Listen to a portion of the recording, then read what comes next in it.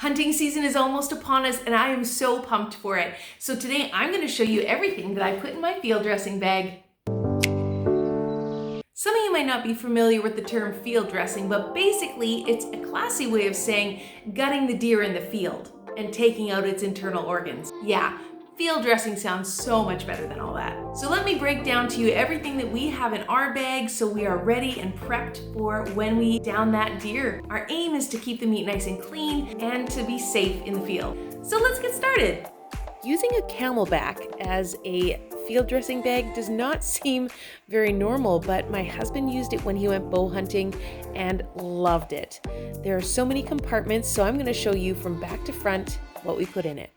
First, we've got our wipes to clean our tools and our hands. Long and short disposable gloves are really handy to keep everything nice and clean. It can be really cold in Saskatchewan during hunting season, so these are super helpful to keep our hands warm when we're pulling our deer back to our truck. In this middle compartment, we have some parachute cord. When tied around an animal's legs, it can make it a lot easier to pull them to the truck. I have not used this before, but I'm going to try it this year. It's called a butt out.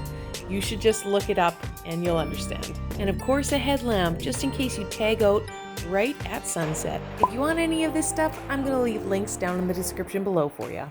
In this pocket, we keep our tags, zip ties, along with a printed off copy of the receipt for our tag purchases. It also has our HAL number and information on it, so if we're stopped by a CO, all is good. In the secondary front zipper pocket, we keep our zip knife. It works really good to cut through the hide of animals. Our scalpel, which is super sharp, has extra blades, and we cut through the tissue of the animal with that one. And our bone saw. It is awesome for cutting through the rib cage as well as the hip. We also carry Ziploc bags, which are super helpful when transporting home hearts or livers of the animals. A compass is always a safe bet, and this one glows in the dark, just in case you don't have GPS or a signal from your phone. This will help you get home. And we've got a cute little homemade first aid kit that we just slip right in the front of that pack, along with the extra blades for the scalpel. And this is the best part about having a Camelbak as your field dressing bag.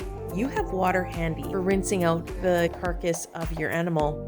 It's pretty great. And if it's raining or snowing, you can just pop the cool little cover on and protect all your stuff. If you know you're going to some crazy terrain, walking poles are going to be very helpful for you, but totally optional. I really hope this was helpful to just give you some ideas for how you can arrange your kit. Have some fun with it. If you want to see how I boiled out a really old deer head, click on this video over here.